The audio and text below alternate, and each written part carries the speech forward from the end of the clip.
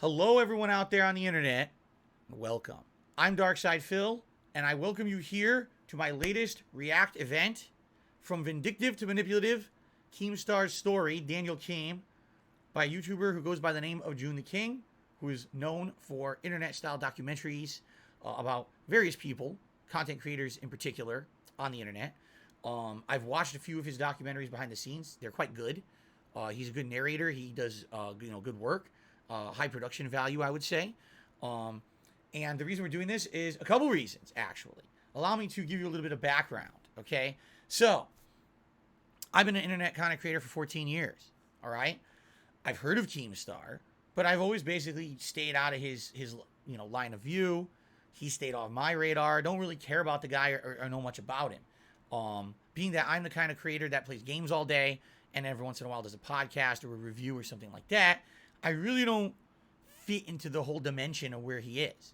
Being a guy who shows like Drama Alert and things like that, don't usually fit into that level of content. But yeah, we have had a couple interactions over the years.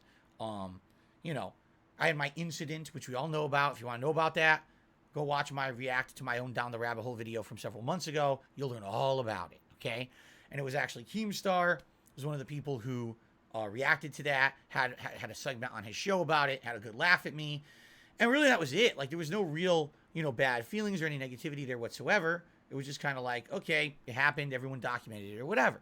Never really talked about the guy that much. And then I remember, I think it was either late last year or early this year, someone had asked me my opinion about content creators, namely Keemstar, but others as well. And essentially what I said was, I don't like their content. I think that the kind of content that they make is exploitative. Essentially, someone like Keemstar's show, or I should say, from what I know of Keemstar and his show, Drama Alert, it's basically like the TMZ of YouTube. You know what I'm saying? Like, it's a gossip show. It's meant to be inflammatory, to be dramatic, to cause shit, to stir shit. You're stirring the pot. That's what the purpose of the show is. A lot of people like that. If they didn't, there would be no TMZ, right? So he jumped on this bandwagon of internet drama. He created a show that became incredibly popular, all right? But personally, from what I know of the show and the guy, I don't agree with it. Here's why. I do not believe in a mentality that I get ahead at any cost, personal gain over everyone else, no matter what, all right? And it's my opinion that these people who do these kind of fluff piece shows every day, who are constantly, the new controversy, the new conspiracy, the new rumor, the new drama, right? The new gossip. That's harmful, all right?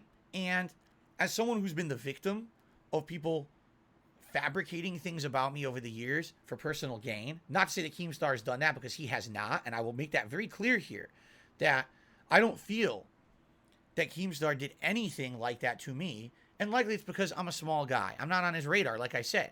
No one really looks at Darkside Phil in any popularity manner. If he did a big expose about me, who would care, right? 5 people. So I get it. I know why I'm basically not the subject matter of what he covers on his show. But if the whole purpose of your show every day is just this kind of gossip and drama, and then you're making personal gain on it, well, I guess there's a market for it, obviously. But to me, that's kind of immoral. That's underhanded. That's like, if I'm going to become popular on the internet, or if I'm going to have any level of success, I want it to be because I'm doing something positive, fun, and constructive, right? I'm putting out fun gameplay today. I'm putting out a game review. I'm doing a podcast where we have a fun discussion about stuff. We're doing a react event where people want to hear my opinions on something. It's constructive, right? It's not destructive. I'll be honest, I kind of feel like what he does on that Drama Alert show is destructive, okay? Now, do I know that much about Keemstar and his history? I do not. In fact, I learned a lot about him when we were actually watching a different documentary earlier this year that was Down the Rabbit Hole, Wings of Redemption. We found out that Keemstar essentially interjected himself several times into the life of Wings of Redemption over the years. And usually not for a very positive way. Usually it's a very negative way. As I just stated, in a lot of cases, getting him to do things for his own personal gain that did not help Wings. In fact, they hurt him gravely. So that's really all I know. I've heard rumors about things that he's done, but I've never looked into it myself, all right? Now, with all that background, okay, this year this guy decided to interject himself into my life and my personal business, okay? First of all, like I said, it was just like a one-off stream where someone asked me, what do you think about Keemstar and his content? And I was honest. I don't like it. I don't support that. I think that basically anyone who would try to get themselves over or be popular or make money by hurting others is a scumbag. That's my opinion, though. Like, you could disagree, but I think that's a really immoral, messed up thing to do, and I don't support that in any way, shape, or form. Okay? When I said that, apparently Keemstar got wind of it because, I have a group of trolls and detractors who just try to get me in trouble everywhere. And he responded. Did he make a video? No. What he did is he went on his Twitter and did one of those Twitter video things where, he walks around his house when he's talking to make him look like he's important, like he's busy when he's not. Don't you love those videos that people, they have their phone up and they have to walk around their house when they're making it? Like, man, I'm so busy. I can't just stand still for 20 seconds to make this video. I've got to be walking around my house. They're literally not doing anything when they make the video, but it makes them feel self-important. So anyway, he does one of these videos, and he slams me, and he's like, yeah, blah, blah, blah. I don't really care. And the truth is, I don't pay attention to this shit. I just don't, okay? I have so many people on a daily basis that insult me, big and not big. It's punching down, but I don't care about it. So I ignore it, whatever. And I know that he insulted me. People ask me the next day, what did you think? And I was like, I don't think anything. I don't like the guy, whatever. And then later on in the year, Keemstar starts making posts on his Twitter that I'm going to be in a show with Wings of Redemption and Boogie, another YouTuber. Okay? And he's making podcasts with these guys, and it's going to be the Lol Cow cast and stuff like that he's talking about. And he's making all these posts. So this prompts, obviously, people start coming to my streams, my content, and they're like, Phil, you're on the show. This is great news. This is exciting. This is something we'd like to hear you be in. I was like, I have no idea what you're talking about. I don't know. What are you speaking of? Oh, well, Keemstar's talking all about it on his Twitter. I don't know. I literally was never contacted. I know nothing about this. I don't want to be involved in this. It sounds like drama. Sounds like bullshit. And that was that. Okay, that was the end of it. Well, fast forward to like a couple months later after that. And now he starts making threatening tweets saying things such as, I have a $50,000 signing bonus offer for DSP. Someone get DSP to contact me. Because here's the thing. I had blocked him on Twitter. When he started doing the nasty videos and making these nonsensical posts about me, I started getting spammed by his viewers. I started getting all this shit in my Twitter feed from his viewers like, oh, blah, blah, blah. I don't want to be involved in this. So I just blocked him so that way I didn't have to deal with it. So now he's publicly complaining on Twitter saying, I'm blocked and someone tell DSP to contact me. Okay? Now, allow me to explain. I am not a hard to reach guy. I have a public standing email address that I've had for over a decade.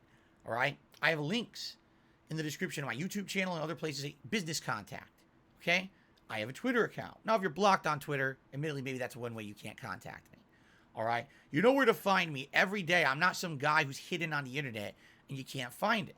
There are proper ways to go about things. If you actually have a business offer to make someone, you're supposed to contact them behind the scenes, have a private conversation, determine the terms of a legal agreement, make said legal agreement.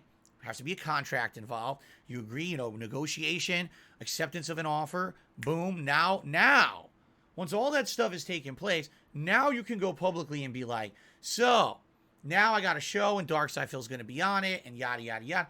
He literally does things backwards. He announces his project before it's even offered. Then he goes to his own followers on his Twitter account, have Darkside Phil contact me.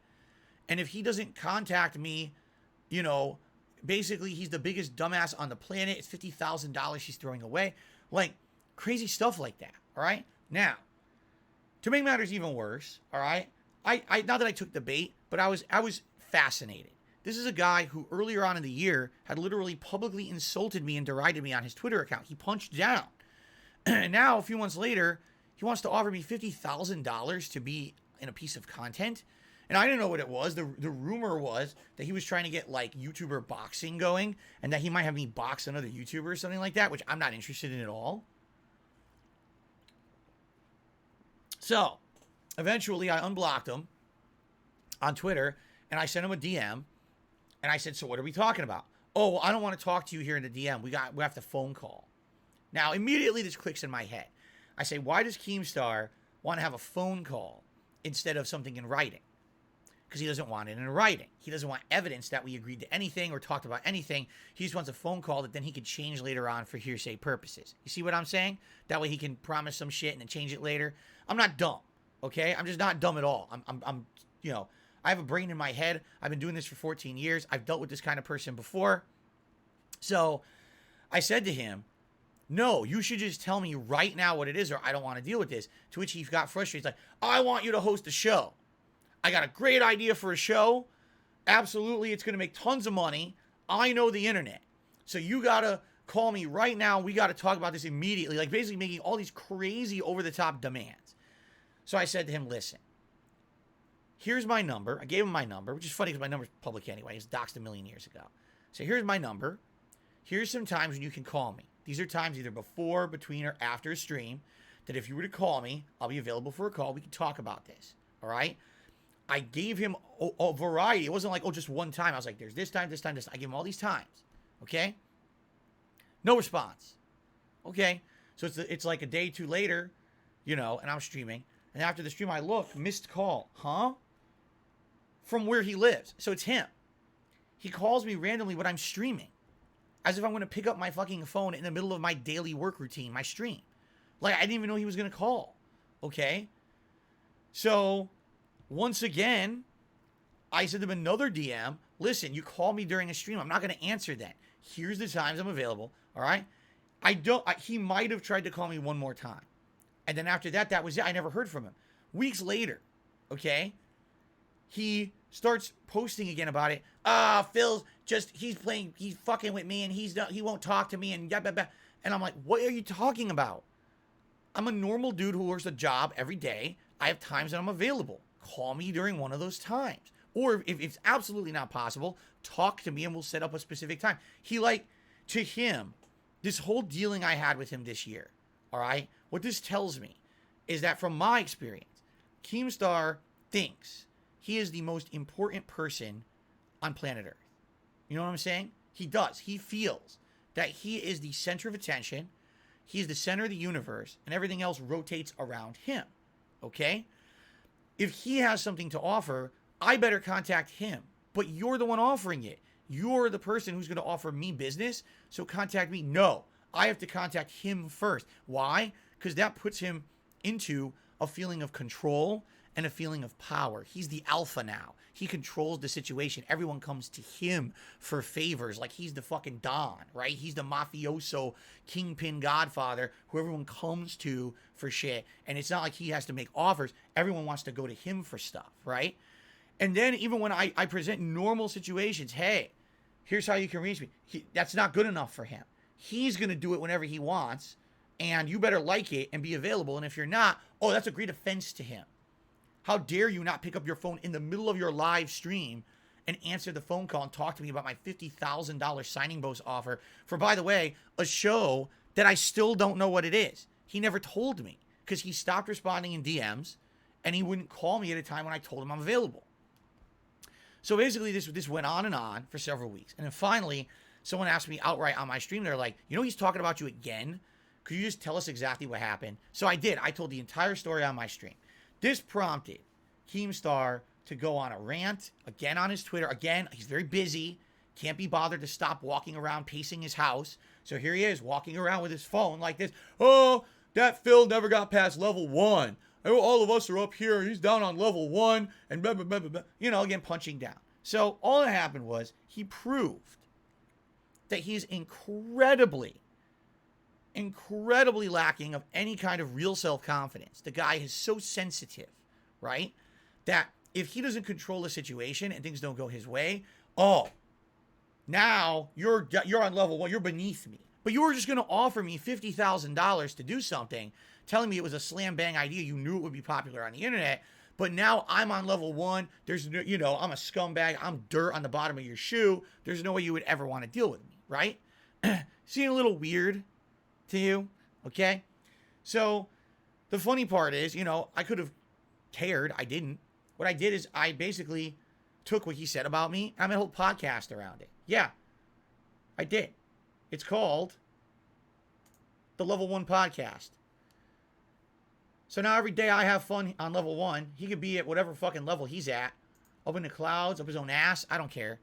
And I just have fun with my own viewing audience. And that's, that's the last interaction I had with this guy. I basically don't pay attention to him anymore. I'm sure he brings me up from time to time. I don't care. Okay, the last thing I could care about.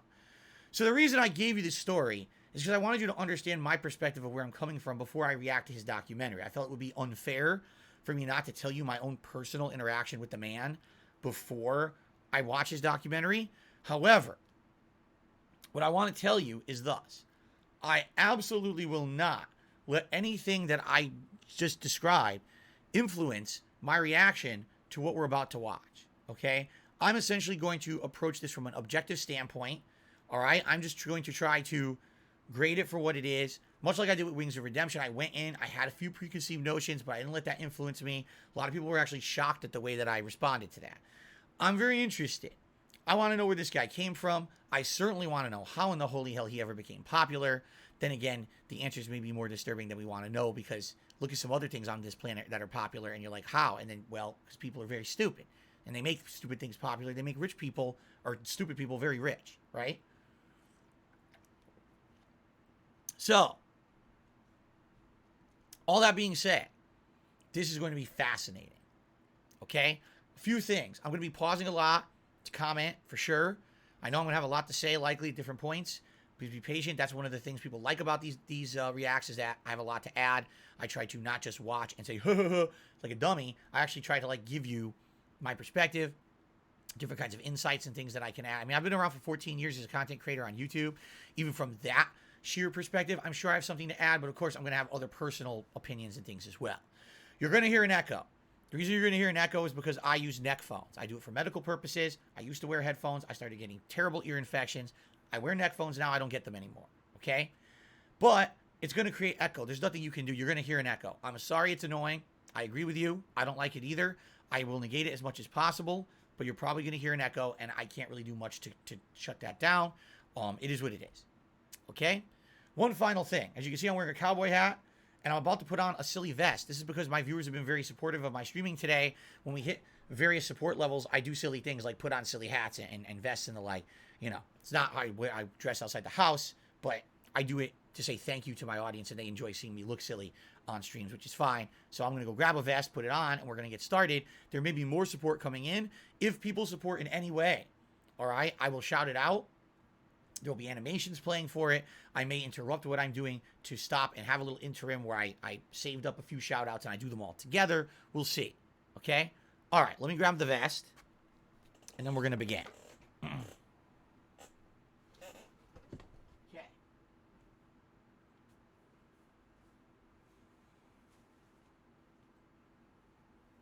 Now we're talking.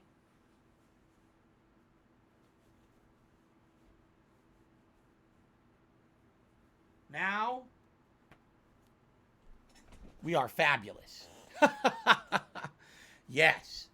If you go to Texas, this is what everyone's wearing. They're all wearing the gold foil vest. All right. So just prepare yourselves. This is the new Texas. All right. Actually, I live in Washington State. So anyway. Okay. Very nice. All right, ladies and gentlemen. Without further ado, one final thing. This does include a paid promotion. I don't know at what point. Obviously, I'm not going to be doing the paid promotion portion. I'll skip through that. A lot of people have asked me, what do I think about YouTubers who do paid promotion in their videos? I guess it all depends. In the case of June the King, this is someone who puts a lot of time, effort, research into his videos. And be honest, they don't all overperform with millions of views, but he gets good views on his videos. I'm sure he makes a decent amount of income on them. In the case of someone who's really researching a lengthy documentary like this and puts a ton of time and effort into it, I personally don't have a problem with having a paid promotion like this. It's a 2-hour video. You know what I mean? If you support June the King, you should probably consider watching his sponsors and things like that. Personally, I have YouTube Premium, meaning that he gets paid for this right now for me watching it because I'm part of the premium program. So he's already, getting a benefit from it. But I'm not gonna, you can't rewatch. That's actually, you're not supposed to be rebroadcasting ads and stuff like that. So we're gonna skip that portion. But outside of that, everything else should be fine. That's it. Let's do it. I'm excited. Hope you guys are excited for this. All right. Without further ado, let's swap over. And away we go. Keemstar, formerly known as DJ Keemstar, as the name suggests, has been mixing himself into a large variety of dramas and controversies since his debut on YouTube in 2009. Now already I'm going to pause it. All right? DJ Keemstar. All right? I don't think he calls himself that anymore. But I guess at one point he was a DJ. Disc jockey? Am I wrong? I don't know. People are saying the volume's a little low. Okay, I'll make the volume louder. I don't know. Again, I don't know his history. So maybe we're going to find this out or not. I guess he started as a DJ and then became a YouTuber. I don't know. Fascinating already. Let's see. While he truly requires no introduction, we'll give him one anyway. Keemstar is known for a lengthy list of controversies, but most prominently, he is known for a history of being a bully, doxer, false predator accuser, and hater of Alex, just to name a few. Hater of The Alex? list of these labels is so long that it has prompted expose after expose on Keemstar. Wow. Any single one of these may have caused an inexperienced creator to leave the internet. But Keemstar, throughout it all, has persisted. Not purely fueled by money, but kept going through a combination of passion and spite, which is a very dangerous combination. And it is why so many creators have both a hatred of Keemstar and his actions, but also a respect and understanding of them. So in a Well, yes and no. Like, here's the thing. You can respect someone, all right, for... Oh, you're absolutely right. I didn't update the top tip. I'll do that. It was NDO 103. You can respect someone for persevering through adversity. And I think a lot of people over the years have actually told me, with all the shit, and the ups and downs and all the shit that I've been through over the years, right?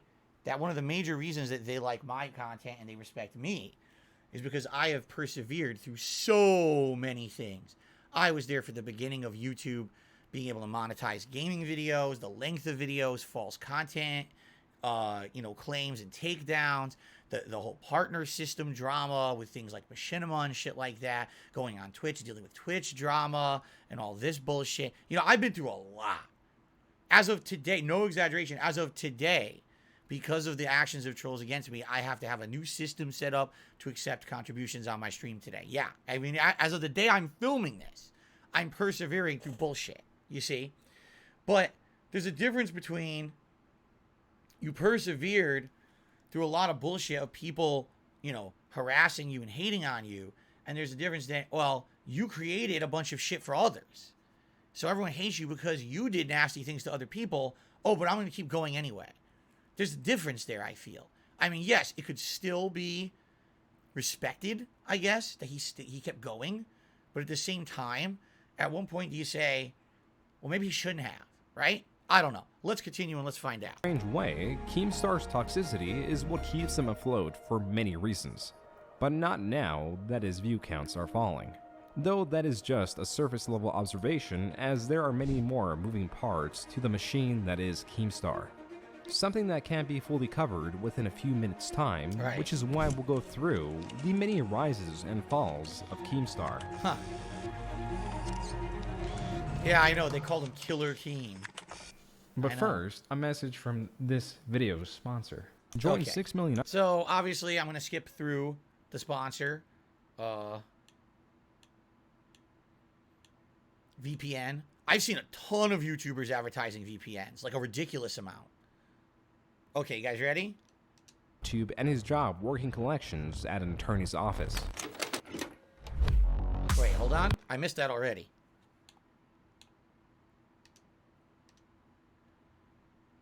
So click the link in the description and help support the channel. Add over, back to the video. Here we go. Perfect. To get a better understanding of who Keemstar was and who he frankly still is, we'll need to understand who he was before YouTube and his job working collections at an attorney's office. Okay. To start, and to oversimplify it, someone working in legal collections is typically working over the phone, contacting those who owe money and haven't been making payments. At this job, you at times listen to other stories on how they accumulated their debt, and whether these stories come across as idiotic or heart-wrenching matters not. That's right. I love it. So he's yelling at two people at the same time. Give me your money, give me your money, give me your money, give me your money. No stop story, no stop story. Give me your money. This is obviously stock footage. You know what I think this is supposed to be? This is supposed to be like old school, like 1980s, like Wall Street. Buy, sell, buy. I just love how stock footage it is. This guy yelling at two phones at once. Bottom line is, you need these people to pay the money that they owe. So it's not an easy job for most people. Which is why, at least the large companies of 250 plus employees have large annual turnover rates of 75 to 100%. Yep. But we are working with the assumption that Keemstar worked in a smaller office where the stress of such a job was more manageable. Regardless, this is a job that he started in his early 20s and retained for around 8 years. This was a job that Keemstar should have never really gotten at all because it required a college degree. But he lied during his interview and said he went to college, so he got it anyway. What? Whoa, already he lied during his job interview and they didn't catch him? Like they didn't research it? That's kind of wild. Like, at least for, like, when I applied to jobs, when I was fresh out of college, I started applying to jobs. And they asked, do you have a college degree? I would give them the information. Here, this is what it was. This is the school I went to. Now, admittedly, I have absolutely no way to confirm if they checked that or not. What you're supposed to do is call the admissions office of the school and say, yeah, I'm just doing a background check on someone. I just want to confirm this so-and-so went to your school in this year and did they graduate? And they should provide that information. I know for a fact because my haters and detractors did that to me. They called both my high school and my college to confirm that I went to them and I wasn't making it up. Yeah, they actually did that. They're that stupid. Like I would make that shit up, right? But yeah, so wow. So it's a essentially a collections call center. They're desperate for employees. They don't do a background check on him, and he just gets the job. And apparently he's so good at it, he keeps it for 8 years. Wow. It was later found out that he lied, but he was so good at his job that they decided to keep him on anyway. But not only was Keemstar good at a job where he claimed you had to leave your heart at the door, he was the best at it. There you go. Stating that he was the #1 agent in his office. Typically, these jobs are commission-based and pay in relation to performance, so he was most likely making a large sum of money. This mixed in with his side job of DJing on weekends meant that he was earning a healthy living for himself. Enough to support a family, as around 2008, he got the news that he was having a baby.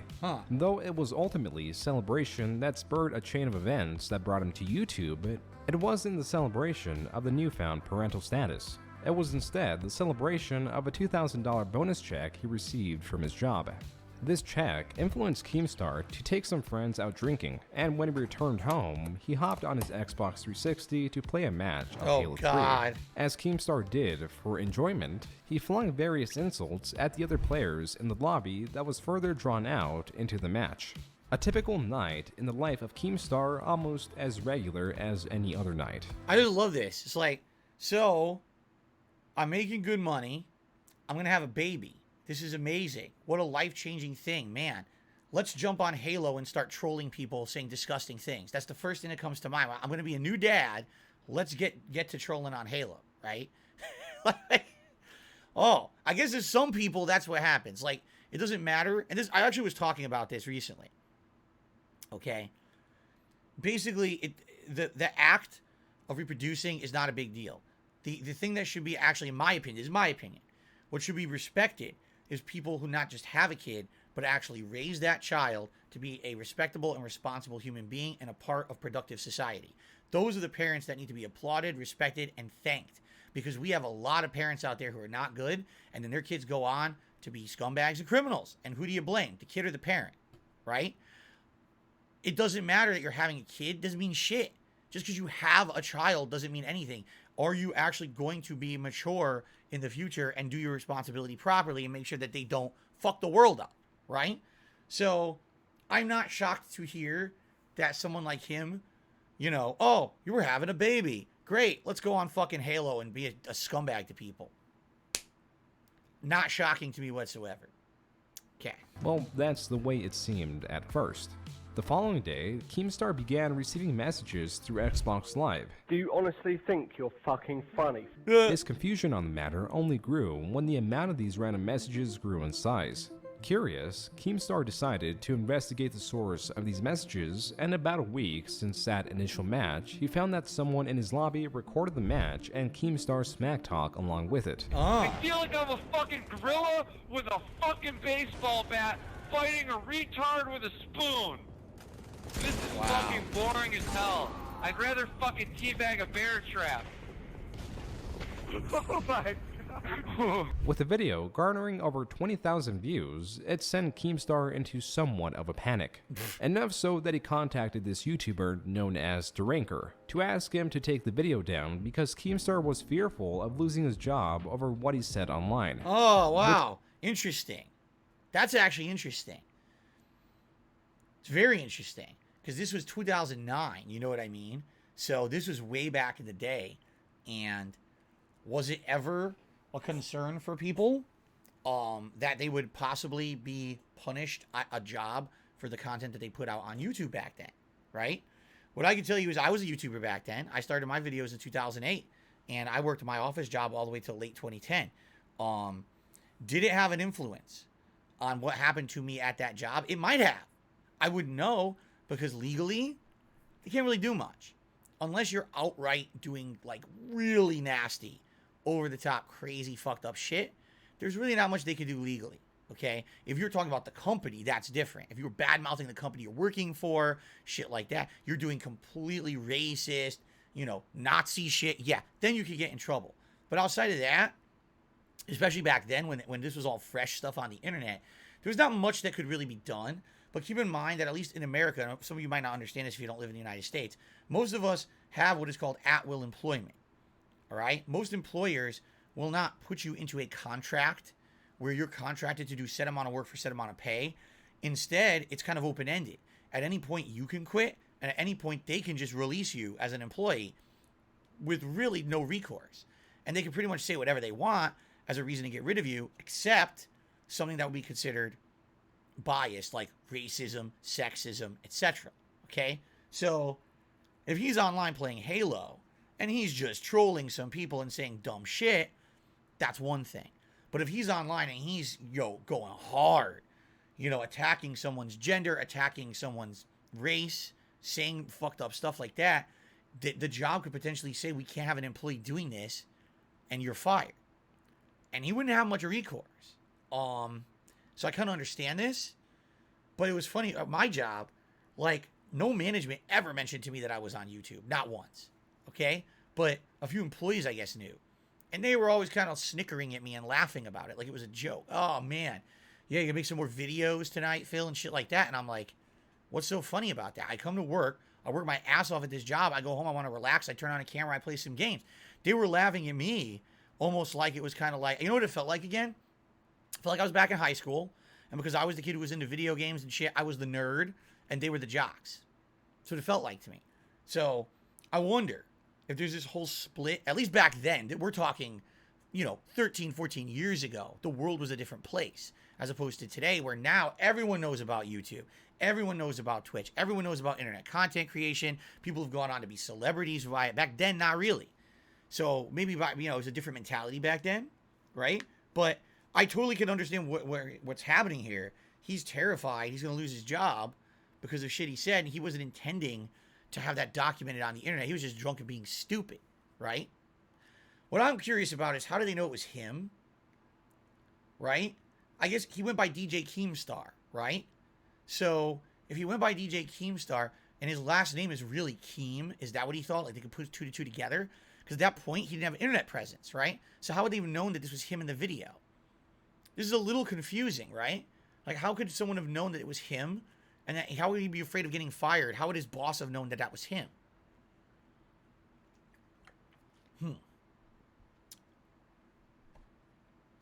Anyway, obviously there's no way we're gonna get everything, but all right, let's continue. Provides us an interesting look into the commonalities and differences to YouTube then and now. Yeah, here we go. In current YouTube, many content creators are better at presenting the best aspects of themselves online while also being careful not to expose their less favorable traits.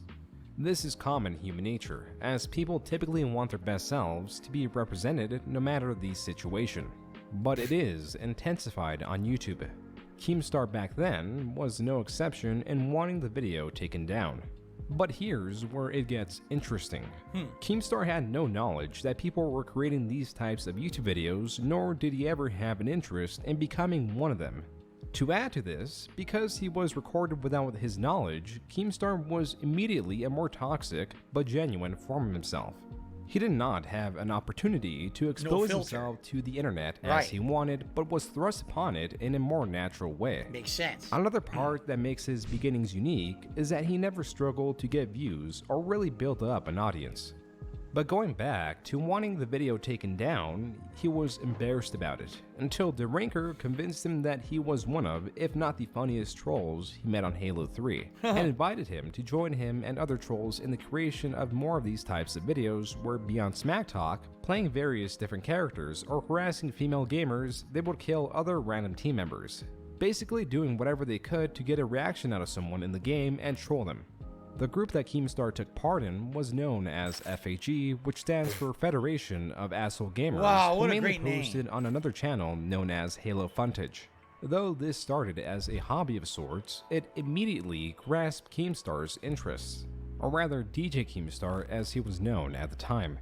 Because as Keemstar later stated, due to his childhood where he grew up on a dairy farm, there was always a part of him that wanted to avoid a life full of manual labor. So, hold on a second. So, I don't know the timeline, and obviously they haven't explained the timeline here yet. Did he have his kid yet? Like, I would think, and again, this is just me speculating. You're going to have a kid. Your life is about to change, you know, in a dramatic way. All your efforts, your time, you know what I'm saying, are going to go into having this kid and raising this kid. Oh, I'm going to join an internet trolling group on Halo and put all my effort into this. Like, what? What happened here? You know what I'm saying? Like, it just baffles me because I think back to the time when I started on YouTube. Okay? I was working at a job where I felt underappreciated.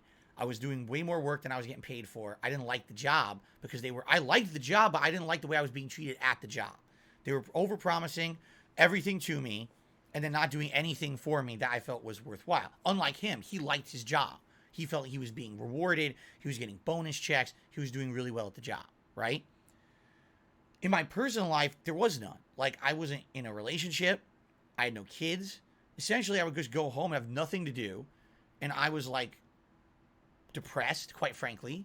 I drank way too much back then. I was very overweight. If you look at me in my early YouTube videos, I probably weighed around 240 or more pounds. Today, I'm around 200 to 210. So I lost a lot of weight since then. And I was, you know, very unhealthy and just messed up in the head, basically. So when I went into YouTube, this was like my creative outlet. I was like, I have nothing better to do with my life, right? My life sucks. I just want to do something creative and different. And when I started uploading to YouTube, people saw my videos and were like, oh, this is someone cool doing improv commentary over games, a variety of games. He's not taking himself seriously. It's meant to be comedic. This is interesting and funny. At the time, in 2008, when I started, most people were just doing walkthroughs. Play the game and do like commentary that's tutorial how to play it. They weren't doing this style of improv commentary for comedic purposes. I certainly wasn't the first person to do it, but I was one of the people who became popular doing it and made it prominent on YouTube, okay? That became my outlet because the rest of my life sucked. I hated everything else about my life except when I was doing stuff for YouTube. Okay? Keem has a job that he's doing well at, getting bonuses. He's going to have a kid. He decides to become a trolling YouTuber. Like this, I don't think our stories could be much different. You know what I mean? Like, how, it's the complete opposite. I have everything going for me. Let me become a troll on YouTube. In my life, I was a troll. Don't get me wrong. I used to be a troll in the Street Fighter community. But again, that was a time in my life I was young. I didn't have anything going for me. I had nothing better to do with my time. So I wasted it trolling people in the Street Fighter community. This guy has a full-on life going and decides the best productive use of my time is to join a troll group and harass people online. I guess that has something to say with this guy's mind and brain and mindset and the kind of person he is, huh? Okay, let's continue. Had dreams of becoming an entertainer, but mostly had a primary goal of avoiding that farm life, which brought him to the attorney's office. And now, with this newfound opportunity, he could fulfill both aspects of his childhood dream, especially considering that Machinima, a YouTube network that partnered creators, offered him a spot as a director. To expand on this, 2009 YouTube and YouTubers had little to no expectation of making money, and their video creation hobbies were mostly fueled by passion. But when networks like Machinima started making their way through YouTube, they gained extra power by seeking out talent and contracting them by allowing ads to be placed on their content for a cut of the revenue. Exactly correct for what happened with me. So I made videos from 2008 all the way through early 2011. I was not able to monetize any gameplay. They wouldn't allow you to put ads on gameplay on YouTube back then. All you could advertise or monetize was vlogging. So if you're just talking to the camera yourself, talking about a topic, a subject matter, that you could monetize. Outside of that, it was denied. You would actually say denied, no ads allowed, okay, because of the subject matter of your video. In 2011, I was partnered with Machinima, and because I was with Machinima, they allowed me to have monetization of all of my gameplay videos, and that's when I started making a living as a YouTuber. So it sounds to me, this is exactly what happened with him, only because he was prominent in a gaming community for playing Halo. He was recognized by Machinima and brought in that manner. While for me, I was already making established videos on a channel for many years. I was just looking for a way to monetize them. And because I had a interaction with someone who was with Machinima, they partnered my channel, but they weren't necessarily looking for me to be a director. They weren't looking for me to make content for Machinima. They were like, just make content for your own channel and we'll monetize it there. So there you go. So creators can go from making nothing to just a little bit of money, as long as networks like Machinima took a cut when it was posted to the Machinima channel. And as luck may have it, Keemstar was one of the gaming creators to be a director on the Machinima channel, with the earliest video I personally found on their channel going all the way back to July of 2009. I wonder how he found it, because Machinima's gone. They went out of business and they deleted every video on the channel. So maybe this is like the Wayback Machine still has record of it, perhaps? Okay. Only 5 months after Keemstar's debut on YouTube. As for Keemstar's channel, or channels, this part gets a bit murky because it was so long ago and there is little documentation of this time. While DJ Keemstar seems to have been his main channel, established on March 12, 2008, there were many other channels that may not have been his own, like Keemstar Nation, ex-DJ Keemstar, and DJ Keemstar for the win. Though there may have been other undiscovered channels, these seem to be the most prominent ones, with ex-DJ Keemstar seemingly even having a Red Bull sponsor. So there were so many channels that said Keemstar, they don't even know which one is the real one. That's interesting. There were knockoff channels of Darkside Phil, but they weren't prominent. Like, everyone knew that I was the real Darkside Phil. There were other people trying to knock my content and steal it and re-upload it, but for the most part, everyone knew to come to Darkside Phil to see it. And then later on, I made DSPGaming in 2010, and then it became DSPGaming. So everyone kind of knew that. It wasn't like this guy. It sounds like everyone was trying to maybe rip him off. I don't know. But interesting, he said he started in 2008. I started in 2007, but I didn't actively do videos. I started making videos of me going to Street Fighter tournaments in 2007. I didn't start actively doing gameplay content until late 2008. So. Okay. Though Keemstar and his group received widespread support, there was always those that doubted the legitimacy of their videos and were accused of scripting their content. To counter this, still in 2009, Keemstar and friends began streaming first on Justin TV, which is now known as Twitch. A little fun fact is, according to Keemstar, on his very first livestream, he got 300 concurrent viewers. But still, he further experimented and went to Ustream. Then finally, he stayed on Blog TV and created an account on December 27, 2009. I never heard of any of these. Only 4 days after joining, his page was the 5th most subscribed for that week. And in 6 months' time, he was the most subscribed person on Blog TV, surpassing other content creators like Phil DeFranco and Shay Carl. Because Keemstar, ever since his inception, was always very interactive and made his name well known through the dramas he caused and or joined in. Whether the outcome was negative or positive, usually the former, the person he interacted with would usually talk about Keemstar on their own platform, which would drive curious viewers to pop in on Keemstar's livestream and further boost his views. Makes sense. This drama and Keem's unrelenting energy meant that he was getting on average 3,000 concurrent viewers per livestream. But this popularity is an exchange, or rather only one side of the coin. His dedication to gaming entertainment and the money it brought in allowed him to quit his $70,000 a year job at the attorney's office. But then again, it meant that Keemstar was now fully reliant on whatever it was he was doing online to support his family. Whatever it was, I love it. But toxicity breeds toxicity.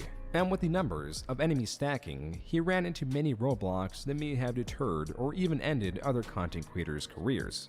First, in May of 2009, Halo Fontage, FAG's collective channel, was successfully mass flagged and banned for what is assumed to be harassment, which then prompted the creation of its successor, Halo A-Holes, which was widely more successful than its predecessor for one massive reason. Beyond getting more subscribers in a month than Halo Fontage did in a year, according to Keemstar, Halo A-Holes was the 5th ever gaming channel to be partnered with YouTube.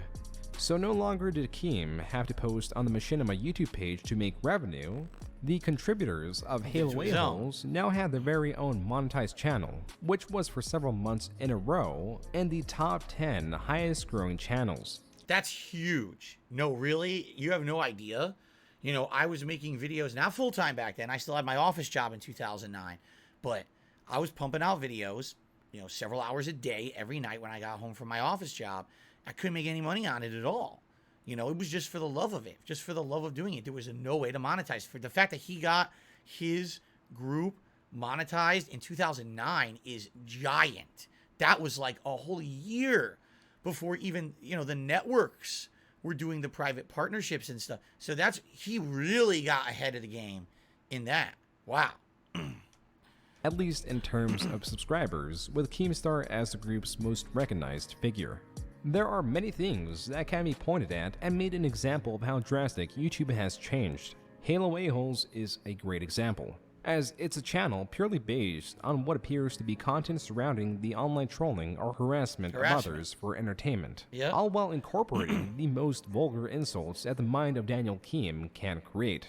But in the eyes of 2010 YouTube, this was perfect. Right, perfect, they loved perfect, let's monetize it. But in truth, YouTube was not a company that would be hurt much by the spread of this content. Content that mainly focused on Halo 3 and now Modern Warfare 2. While Modern Warfare 2 could be played on PlayStation or Xbox, Halo was solely a Microsoft IP, and with Microsoft wanting to ship its online multiplayer experience as friendly and expand further into the growing consumer base that sought online gaming, it had to reshape and crack down on the negative, toxic reputation that online gaming was getting. And what a better way to staunch the flow of hate than to go after the biggest figures perpetuating it, like DJ Keemstar. As fans were quick to notice, he was banned from Xbox Live. Wow! I'm literally being harassed. I'm recording all this. I'm going to fucking work. I'm not a little fucking kid. I'm an adult. I'm an adult that knows a lot of fucking people. Wow. And I'm fucking suing, and I'm making everything public.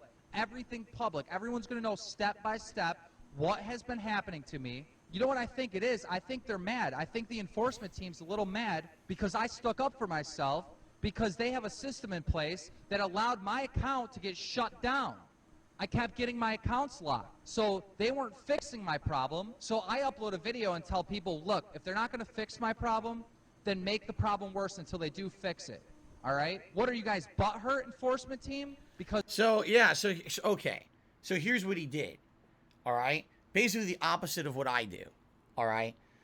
When I tell you guys, oh, something's going wrong, I'm getting trolled or whatever, in general, if there's something that I feel is something hugely a problem, a loophole, perhaps, in a way that things go down, I will not tell you the loophole. I'll just say, listen, a loophole happened. It's bad that it happened. It happened to me. But if I relay this to the world, other people are going to be hurt. So I don't want to be like the whistleblower in this situation and be the person that gets a ton of other people hurt by exposing the shortcoming of a system. You know what I'm saying? A perfect example, a little over a month ago, I had 2 false copyright strikes against DSPGaming, my channel on YouTube. And I know exactly how it happened. I know why they hit. Because the thing is, people false flag me all the time, and it never goes through. All of a sudden, for the first time in years, this one went through. I actually specifically know how they did it. But I'm not going to tell you. Because if I tell you, then literally everyone will use that tactic to take down all other YouTube channels. Why would I tell you, right? If anything, what you do is you report the bug to the appropriate parties, and you try to put defenses in for yourself to make sure that, you know, it doesn't happen to you again. And that's what you do. You know, you got to go, you know, it's called working toward the greater good. Essentially, Keemstar is, I don't work toward the greater good. I just care about myself. So if I'm affected by this, fuck all of you. You all get it done too. So he told everyone this, I guess, what was going on and how it was working, how this was happening. And Microsoft eventually said, well, then fuck you. You're permanently banned from Xbox Live because you're promoting a way to hurt other people. You see? You see? That's not good. That's bad. There's people all the time who get punished for stuff like that. Even joking. Even not even being serious about it. Who's that YouTuber who, I guess he was calling out another YouTuber for having doxed people. But then he made a joke on his Twitter that he was going to dox YouTube staff. So YouTube banned him. And then when he contacted them and said, why am I banned? They said, because you threatened to dox us. And he's like, no, that was a joke. They're like, doesn't matter. You said it on Twitter. So now dumb people might do it. So you're banned, right? So this is what happens, you know? You got to be careful with the shit you say and do on the internet. And in particular, in this case, you know, maybe what he should have done is he should have contacted the appropriate parties, found a way to protect himself from it, but not go nuclear. Because it sounds like that's exactly what he did. He went nuclear. Well, I found this abusive system. Let me make sure everyone gets abused by it. Because I got abused by it, so everyone else should get it too. And then maybe Microsoft will be forced to fix it. Yeah, especially back then, I don't think Microsoft was going to be too happy about that. Especially because of kind of the content he was putting out. It was already probably deemed as toxic content. like June just said, they were basically trying to make it so that, you know, Halo was like a kind of a family-friendly shooter, right? It was supposed to be not the Call of Duty. It was supposed to be the more appeal to the masses style. So I kind of get it. I do. I kind of understand what happened here. Okay? Main Vega, this is Super Chat, says, it sounds like you're making this about you. Can we see the documentary? I love your React events. Main Vega, you realize that this documentary exists. You could watch it in its entirety without me commenting on it, right? The point of someone creating React content is that they give it a frame of reference and insight that relates to them. Like, you're basically telling me, here, is this what you would like? Hold on. Here we go. You guys ready? Here's what we're going to do. For the rest of the video, we're going to do this. We're going to do this. I'm going to mute my mic, and I'm going to press... Oh, I clicked the wrong thing. We're going to... What did I click? Oh, I clicked this button. Oh, I clicked over here. We're going to do this. We're going to do this. All right, now I'm just going to press play.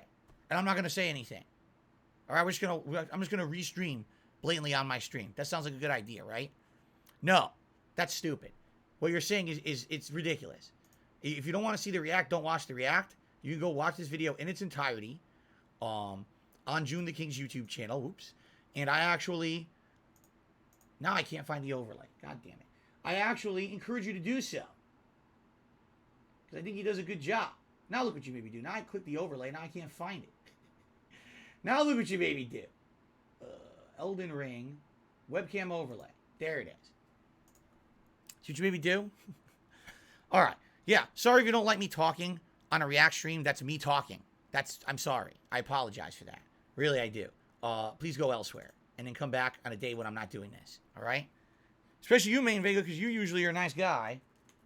You know, you can watch this. And I encourage you to watch a lot of June the King's content. If you haven't noticed, we've been watching now for a little bit. I like the commentary style. You can tell that he did good research here. And I'm enjoying myself. Okay? Let's continue.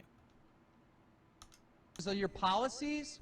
I'm the fucking victim here. While the logical response for someone in Keemstar's field to be able to continue to do what he was doing would be to make another account and continue trolling, it wasn't that simple. As whenever you are banned from Xbox Live, not only does it strike your gamertag, but also your entire Xbox. So to get back into trolling, Keemstar would need to purchase an entirely new Xbox, which is what he did. And that one got banned. So he bought another and another as it kept on getting banned. But Keemstar did not hold on to these consoles. He returned them, stating that they didn't work. which to some extent was the truth. And to avoid suspicion amongst the retailers he was returning these consoles to, he alternated stores to continue essentially borrowing Xboxes from them. But even this proved too much to maintain, as Keemstar was usually allotted about 1 hour of stream time before what was deemed to be a moderator working at Microsoft to scan Block TV for any rule-breaking content banned his account, 1 leaving hour. Keemstar without gameplay for the rest of the livestream. Again, luckily for Keemstar, there was a perfect alternative that suited his style of entertainment, and that was Battlecam, a live streaming website launched in March of 2010 where two streamers were pitted against each other and whoever formulated the best insults and do I have to comment on this? What do you think I'm going to say? Yo, bro. You lost your shirt. What are you doing? What is going on here? Where is this guy's shirt? It's what is happening? Why is this guy on camera on a website about to play a game with no shirt? That's hilarious. Okay, anyway, this is a good opportunity. This is a good opportunity to do a shout out. All right. 1 Minute Man has tipped $20 to today's stream. Thank you very much, 1 Minute Man. Now, because I'm doing these manually, ladies and gentlemen, for the first time in like over a year, 1 Minute Man gets an animation. Thank you, 1 Minute Man, for your tip and your support. How cool is that? All right.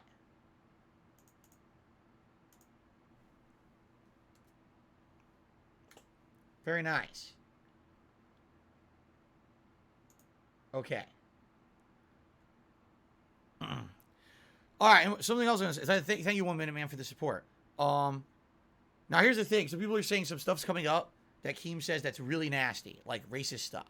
Okay, I am reacting to a documentary that's covering this man. This is not me saying it. This is not me. I staunchly. In fact, I will go full screen for this. All right, and now the animation played twice. Nice. I am staunchly against racism. I 1,000,000% am anti-racist. I don't believe in it. I don't think about it. Like, you know what I'm saying? Like, I hate it. I find it detestable. I don't think it's funny. All right? There's a difference between doing like generalized humor and actually outright using the words that you know are offensive to an entire culture or an entire race. You know what I mean?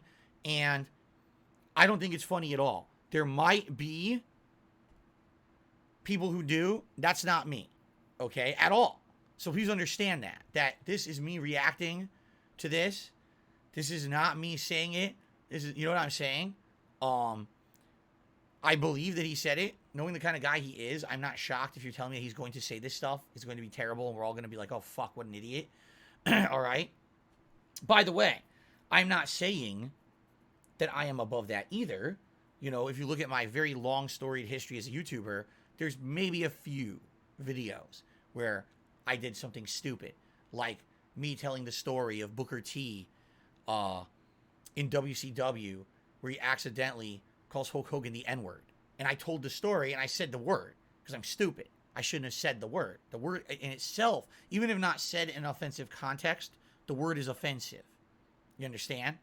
So it's funny that it happened, but it's not to be said or repeated, yet I did. And that's a mistake of mine. And there's a few times over the years, I'd say, like long ago, I think once during, 12 plus years ago during Heavy Rain or one of its DLCs where I said something like that too. You know, it's dumb. And then over the years, I realized that's wrong. It's offensive. You should never say it. I've learned from my mistakes. But these are well-documented things on the internet, okay? They're not said in malice. You know, I was never insulting anyone when I said them. I have absolutely no idea what context this is about to be that we're about to hear, okay? Now, it's funny because people are like, well, then don't do it. What do you want me to do? How do I even know when it is? How can I skip it when I don't know when it is? Like, what do you want me to do? Be psychic? I didn't watch this yet.